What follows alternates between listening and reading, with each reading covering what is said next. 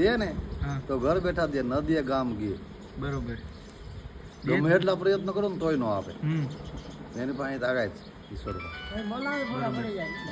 તો ઢાહર ઝૂલણ આંગણે સાયા કી સંભાળા, સાયાજી ઝુલાએ હાંડ્યો ફોના મારું દીધી હમ કૃષ્ણ. હમ